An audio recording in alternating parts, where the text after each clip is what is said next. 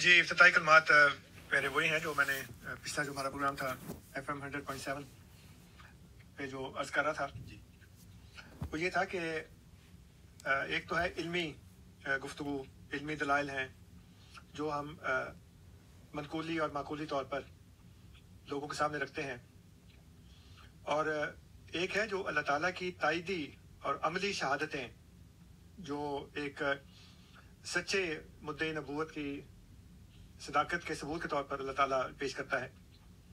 اور میں نے یہ بتایا کہ حضرت امام بخاری رحمۃ اللہ علیہ نے، اب میرا خیال ہے کہ کسی کو شاید ان کو رحمۃ اللہ علیہ کہنے پہ اعتراض نہیں ہوگا ہو سکتا ہے کسی شیعہ کو اعتراض ہو جائے، تو انہوں نے اپنی کتاب صحیح بخاری میں کتاب الایمان کے اندر حضرت عبداللہ ابن عباس رضی اللہ تعالیٰ عنہما سے یہ روایت نقل کی ہے کہ وہ کہتے ہیں کہ خود مجھے ابو سفیان نے یہ بات بتائی کہ جب وہ کیسر ہرکل کے دربار میں پیش ہوئے اور ان سے نبی کریم صلی اللہ علیہ وآلہ وسلم کے دعوے کے متعلق پوچھا گیا، اور اس میں سوال یہ کیا گیا کہ اس نبی کے ماننے والے کم ہو رہے ہیں کہ زیادہ ہو رہے ہیں، تو ابو سفیان نے خود کہا کہ اگر میں یہ نہ جانتا کہ میرے پیچھے ایک بندہ بٹھایا گیا ہے جو اگر میں کوئی بات جھوٹ بولوں گا تو وہ بادشاہ کو اشارہ کر دے گا کہ یہ اس نے جھوٹ بولا ہے، تو میں ضرور جھوٹ بولتا۔ لیکن انہوں نے اس وقت ہر بات جو تھی وہ صحیح درست بیان کی۔ انہوں نے کہا جی اس نبی کے ماننے والے جو ہے نا وہ زیادہ ہو رہے ہیں، کم نہیں ہو رہے۔ اس پر کیسا نہیں کہا کہ بات یہ ہے کہ جو صحیح ایمان ہوتا ہے اور جو سچا نبی ہوتا ہے اس کے ماننے والے ہمیشہ زیادہ ہوتے ہیں، کم نہیں ہوتے۔ اب یہ ایک ایسا اصول ہے جس کو حضرت امام بخاری رحمۃ اللہ علیہ نے اپنی کتاب میں جگہ دی، باوجود اس کے کہ یہ نبی کریم صلی اللہ علیہ وآلہ وسلم کا قول نہیں ہے، لیکن اس لیے کہ یہ ایک ایسا یونیورسل ٹروتھ ہے، ایک ایسی عالمی صداقت ہے جس کو ہر بندہ جانتا ہے، اور قرآن بھی اس کو یہ کہتا ہے۔ اور قرآن کریم نے ایک جگہ پہ ارشاد فرمایا سورہ بقرہ میں کہ وَإِذَا قِيلَ لَهُمْ آمِنُوا كَمَا آمَنَ النَّاسُ قَالُوا أَنُؤْمِنُ كَمَا آمَنَ السُّفَهَاءُ، جب ان سے کہا جاتا ہے کہ ایمان لاؤ جیسے کہ لوگ ایمان لائے، اس کا مطلب ہے کہ لوگ ایمان لا رہے تھے، ایمان لانے والوں کی تعداد میں اضافہ ہو رہا تھا، لوگ بڑھ رہے تھے جو مومنین ہیں، تب دوسروں کو جو اس وقت تک ایمان نہیں لائے ہوئے تھے ان کو کہا گیا کہ دیکھو جس طرح لوگ ایمان لائے تم بھی ایمان لے آؤ، تو انہوں نے کہا ہم کو بیوقوف تھوڑی ہیں۔ اور پھر حضرت مسیح موعود علیہ الصلوۃ والسلام کو اپنے ابتدائی دور میں ہی اللہ تعالیٰ نے یہ وحی کر دی، جس کا اس وقت عملی اظہار ہمارے اس پروگرام کے ذریعے بھی ہو رہا ہے کہ میں تیری تبلیغ کو زمین کے کناروں تک پہنچاؤں گا۔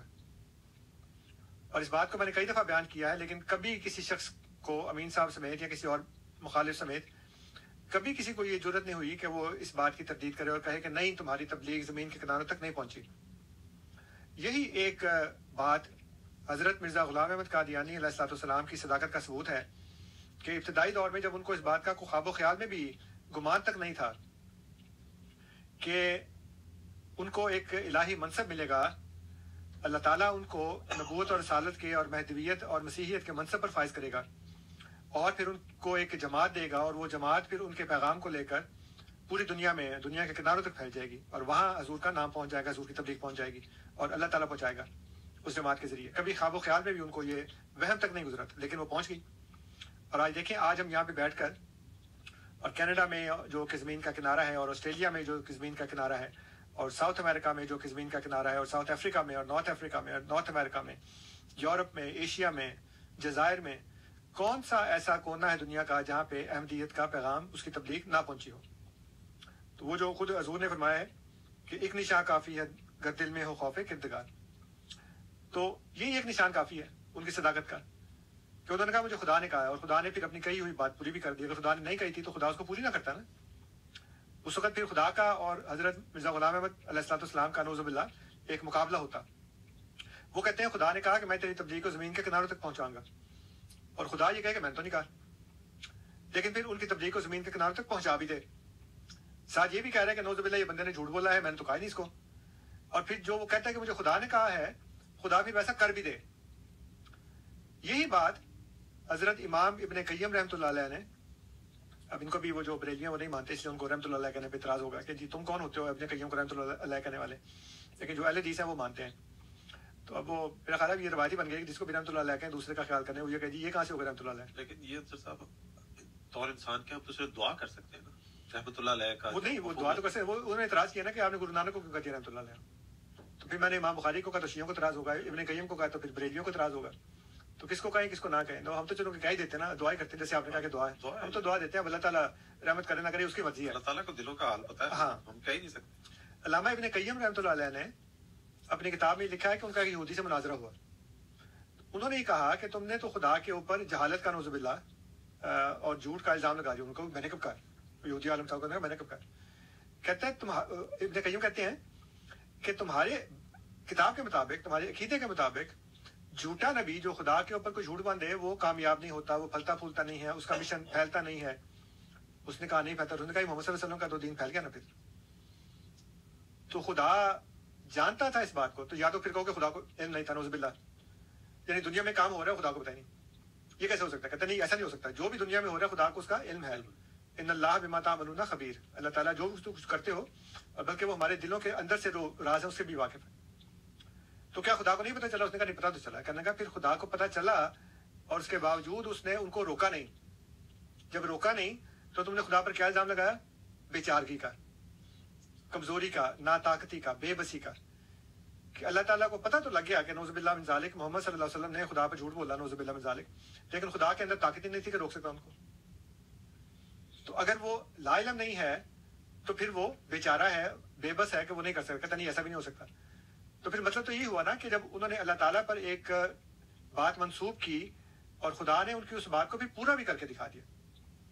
سامعین، آپ میں سے جتنے بھی لوگ اس بات کو سن رہے ہیں، بالکل تعصب کے بغیر اور نہایت انصاف کے ساتھ، درد دل کے ساتھ، خدا کا خوف اپنے دل میں رکھتے ہوئے یہ سوچیں کہ جب حضرت مرزا غلام احمد علیہ السلام یہ کہتے ہیں کہ خدا نے مجھ پر یہ وحی نازل کی ہے کہ میں تیری تبلیغ کو زمین کے کناروں تک پہنچاؤں گا، تو پھر اللہ تعالیٰ نے پہنچا دی.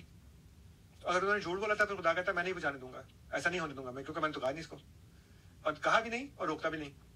اس لیے یہ باتیں ممکن نہیں ہے کہ ایک شخص اللہ تعالیٰ پر جھوٹا کوئی دعویٰ کرے اور خدا پھر اس کو روکے نہ، کیونکہ خدا نے تو قرآن میں کہا ہے کہ اگر یہ جھوٹ بولتا ہے تو اس کے جھوٹ کا وبال اسی کے اوپر پڑے گا. خدا ایسا ہونے نہیں دے گا کبھی کہ خدا کی طرف جھوٹی بات منسوخ کی جائے اور اللہ تعالیٰ اس کو پھر آرام سے ہونے دے. ایسا بالکل ممکن نہیں ہے. اور میں نے بھی یہ بھی کہا ہے کہ ہمیں بھی جواب یہ کہتے ہیں، اور آج وہ تقی صاحب نے کہہ دیا کہ میں نے کہا تھا. یہ بڑی ہمت کی بات ہے کہ بندہ اپنی اس طرح کی بے وقوفی کا اقرار کر دے کہ یہ حماقت جو ہے نا مجھ سے ہوئی تھی. کہتے میں نے کہا تھا یہ. تو میں نے ان کو بھی جواب یہ دیا ہے کہ آپ نے سکھوں کو اور دہلیوں کو اور عیسائیوں کو اور ہندوؤں کو، یہودیوں کو، پارسیوں کو، بدھسٹ کو روکنے کی کوشش تو نہیں کی نا. اس لیے اگر وہ پھیل گئے ہیں تو آپ کا اس میں کیا کارنامہ ہے؟ لیکن آپ نے ہمیں روکنے کی کوشش کی، اور روکنے کی کوشش اس وقت سے کی جب سے حضرت مسیح موعود علیہ السلام نے اس منصب کا دعویٰ کیا. یہ کہا کہ خدا مجھ پر وہی نازل کرتا ہے. اس وقت تک بھی کوئی زیادہ تکلیف نہیں تھی. محمد صلی اللہ علیہ وسلم نے بھی اس بات کی تصدیق کی، بلکہ سپورٹ کیا. جو اشاعت السنہ ان کا جو اخبار تھا، اس اخبار میں انہوں نے کہا کہ یہ کوئی بڑی بات تھوڑی، خواہ تو مرزا غلام احمد کے پیچھے پڑ گئے ہو. بلکہ حضور کو جو انگریزی میں الہامات ہوئے اس کی بھی اس نے اس کو ڈیفینڈ کیا. اس نے کہا یہ کوئی بڑی بات نہیں ہے، یہ تو بلکہ ان کی صداقت کا ثبوت ہے کہ اللہ تعالیٰ ان کو ایسی زبان میں الہام کر رہے جو وہ جانتے ہی نہیں. اصل میں پھڈا اس وقت پڑا جب انہوں نے کہا کہ میں وہی ہوں جس کے آنے کی خبر تھی. پھر وہ بٹالوی ہو، چاہے وہ گولڑوی ہو، چاہے وہ امرتسری ہو، چاہے وہ گنگوئی ہو، وہ تھانوی ہو، وہ کوئی بھی ہو، چنیوٹی تک، بخاری سے چنیوٹی تک جتنے بھی تھے، وہ سارے کے سارے ناکام و نامراد اپنی اپنی قبروں میں جا مرے. اور ان سے جماعت احمدیہ کی ترقی تو نہیں رکی. آج آپ اٹھ کے آ گئے ہیں اور آپ یہ کہہ رہے ہیں کہ جی ہم روکیں گے. تو پھر ان کو کہیں کہ جی وہ سارے گھاس کھاتے تھے، ان کو پتہ نہیں تھا، ان کے پاس علم نہیں تھا، ان کے پاس تقویٰ نہیں تھا، خدا ان کے ساتھ نہیں تھا. لیکن آج ہم اٹھے ہیں اور ہم ان کی ناکامیوں کو کے داغ کو اب ہم دھوئیں گے اور اب کریں گے. یا تو پھر یہ کریں کہ ان تمام لوگوں کو جن کے ناموں کے ساتھ آپ رحمۃ اللہ علیہ لکھتے ہیں اپنے اپنے فرقے کے مولوی، پھر ان کو کہیں جو 90 سالہ مسئلہ حل کیا اس کے اوپر کہا جی مفتی محمود صاحب اور شاہ احمد نورانی صاحب اور وہ شیعہ مولوی صاحب اور فلانے صاحب اور فلانے صاحب، وہ ہر ایک فرقہ اپنے اپنے طور پہ لیتا کریڈٹ کہ جی ہم نے اسمبلی میں تو بولتی بند کر دی جناب. ہم نے تو کیا ہوا کہ احمدی تو رک گئی.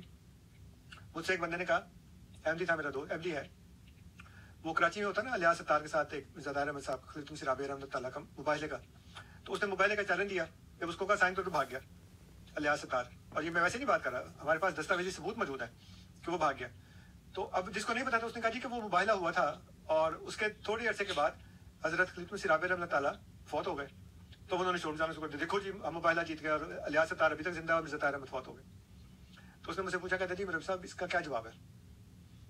میں کہا جی مجھے یہ بتائیں, الیاس ستار کا مباہلہ کا جو مقابلہ تھا وہ مرزا طاہر احمد سے ہوا تھا یا خلیفۃ مسیح رابع سے ہوا تھا؟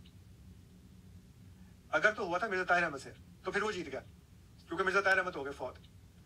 اگر اس کا مباہلہ خلیفہ سے ہوا تھا تو خلیفہ تو اب بھی موجود ہے, خلافت بھی موجود ہے.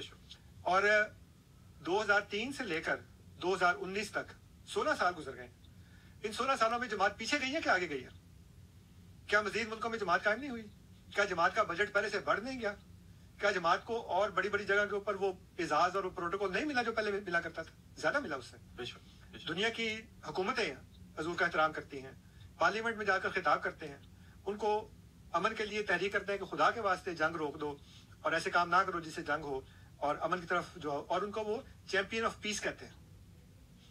تو وہ جو انگریزی میں وہ کہتے ہیں نا کہ king is dead long live the king. اگر الیاس ستار نے خلیفۃ المسیح سے مقابلہ کیا تھا تو الیاس ستار ہار گیا. اگر الیاس ستار نے مرزا طاہر احمد سے مقابلہ کیا تھا تو وہ جیت گیا, اس لیے کہ مرزا طاہر احمد نے بطور مرزا طاہر احمد مقابلہ نہیں کیا تھا, خلیفۃ المسیح کا کیا تھا. تو خلافت اللہ کی وجہ سے آج بھی زندہ ہے. اس لیے یہ باتیں جو ہے وہ امین صاحب مجھے کہتے ہیں کہ تم دیکھتے ہیں کتنے عقل مند ہوتا. پہلے بھی کہہ چکے ہیں 2 دفعہ, میں نے عقل مند ہونے کا دعویٰ نہیں کیا. ہماری جو تار ہے نا وہ خلافت کے ساتھ جڑی ہوئی ہے. یہ ساری باتیں خلافت کے ادھر سے آ رہی ہیں. یہ جو لیپ ٹاپ کھلا نا میرے سامنے, یہ اس کی اگر اسکرین روشن ہے تو یہ اپنے آپ میں روشن نہیں ہے, اس کی تار پیچھے لگی ہوئی ہے. بے شک تو اس میں اس کا کوئی کمال نہیں ہے, اس طرح میرا کوئی کمال نہیں ہے. میری عقل مندی جو ہے وہ میری عقل مندی نہیں ہے, وہ خلافت کی برکت ہے, اس سے فیض ہے جس سے وہ آ رہی ہے.